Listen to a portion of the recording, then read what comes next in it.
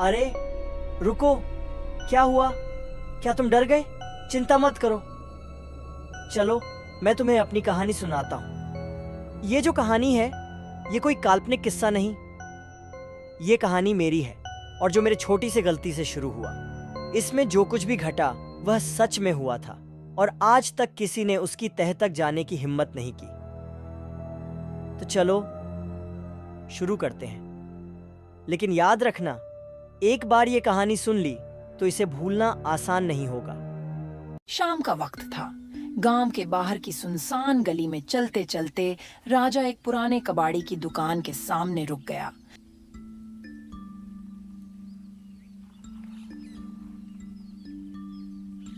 धूल से भरे बर्तनों, टूटी कुर्सियों और जंग लगे पंखों के बीच एक कोने में रखा था एक काला पुराना रेडियो। हाँ, उसके स्पीकर के जाल में जाले लटक रहे थे और ऊपर की लकड़ी पर समय की दरारें साफ दिख रही थीं। राजा को रेडियो बहुत पसंद आया। उसने कबाड़ी वाले से पूछा, इस रेडियो की कीमत कितनी है? कबाड़ी ने मुस्कुराते हुए कहा, ले जा बेटा, बस 30 रुपए में पुराना है लेकिन बजता है। राजा को यकीन नहीं हुआ। बिना बिजली के बजने वाला रेडियो? उसने सोचा, रात में सुनूंगा, मजा आएगा। उस रात जब आकाश में चांद धुंध के पीछे छिपा था और हवा में ठंडक घुली हुई थी, राजा ने रेडियो चालू किया। अचानक स्पीकर से धीमी सी खरखराहट आई।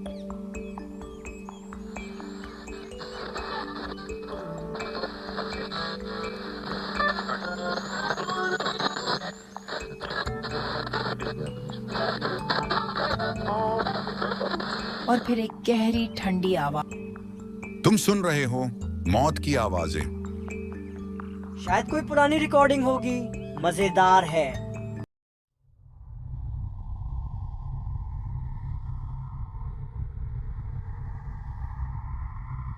पर जैसे ही उसने रेडियो बंद किया, कमरे में एक ठंडी हवा का झोंका चला आया और बाहर कहीं दूर एक कुत्ता लंबी हाउल मारता सुनाई दिया।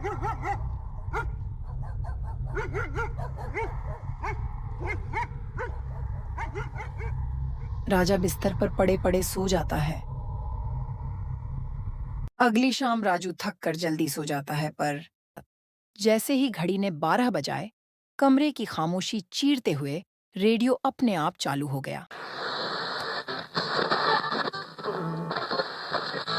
एक ठंडी कांपती हुई आवाज स्पीकर से फिसलकर बाहर आई।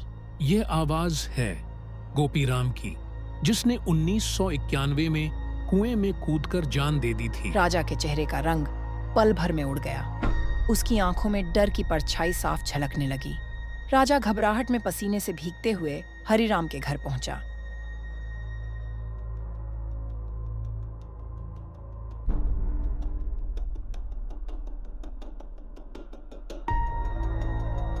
दरवाजा खटखटाने की जल्दी में उसके हाथ बेकाबू हो गए। आवाज इतनी तेज थी कि अंधेरी रात की खामोशी चटक उठी। कुछ देर बाद दरवाजे के पीछे से धीमे धीमे चरमराहट हुई और उनींदी आंखों वाला हरिराम लालटेन हाथ में लिए बाहर आया। कौन है रे, रात के इस पहर? हरिराम ने नींद भरी भारी आवाज में पूछा।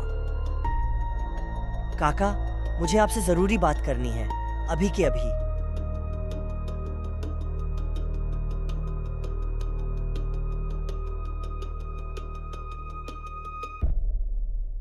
क्या हो गया बेटा, रात के बीचों बीच?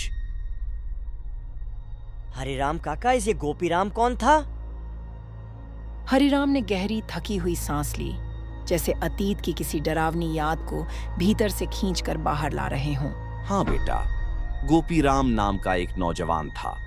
उसे रेडियो से अजीब सा लगाव था। दिन रात उसी में खोया रहता था। लेकिन एक रात पता नहीं क्यों उसने कुएं में कूदकर अपनी जान दे दी।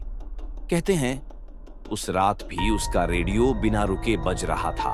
राजा के हाथ अनायास कांपने लगे।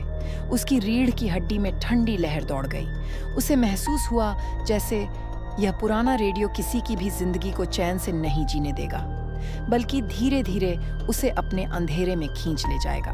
राजा को अब घर जाने में डर लगने लगा, फिर भी मजबूरी में घर जाना पड़ा।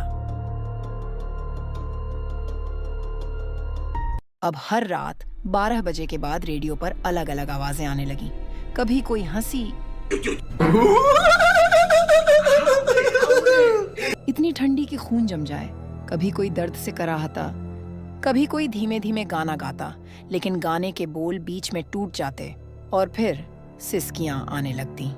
राजा की नींद टूटने लगी। एक रात तो उसने देखा खिड़की के शीशे में एक चेहरा झलक रहा है। आंखें खाली, होंठ हिल रहे हैं, लेकिन आवाज रेडियो से आ रही है। फिर वह रात आई, रेडियो पर आवाज गूंजी। अब बारी है राजा की। राजा के कान सुन्न हो गए और फिर स्पीकर से उसकी अपनी ही आवाज निकली। राजा, अब तू आखिरी किरदार है, अगला नाम तुझे ही बताना होगा। कमरे की दीवारें मानो पास आ रही थीं। उसने रेडियो को जोर से तोड़ने के लिए उसने लात मारी। रेडियो जमीन पर गिर गया, लेकिन टूटा नहीं, बल्कि और तेज आवाज में बोलने लगा। तोड़ मत, तेरे साथ भी वही होगा जो हमारे साथ हुआ। राजा ने जैसे तैसे रात कटी। सुबह होते ही राजा भागता हुआ गांव के पंडित के पास पहुंचा और सारी बात पंडित को बताई। तो अब मैं क्या करूं? पंडित ने कहा, इनसे माफी मांग, हर एक आत्मा का नाम ले, दीप जलाकर शांति दे, तभी तुझे ये छोड़ेगी, वरना तू भी इनमें शामिल हो जाएगा। उस रात राजा ने मिट्टी का दिया जलाया, एक एक नाम लिया, फूल चढ़ाए, हाथ जोड़े, आंखें बंद करके कहा, मुझे नहीं पता मुझसे क्या अन्याय हुआ, लेकिन मैं दिल से माफी मांगता हूँ। तुम्हें शांति मिले, यही प्रार्थना है।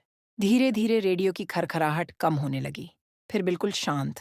राजा ने सोचा, अब खत्म हुआ। सुबह की किरणें खिड़की से भीतर आ रही थीं। गांव के पंछी चहक रहे थे। राजा ने राहत की सांस ली, लेकिन तभी रेडियो खुद ब खुद चालू हो गया। आवाज आई, एक आत्मा अब भी बाकी है और वो माफ नहीं करेगी।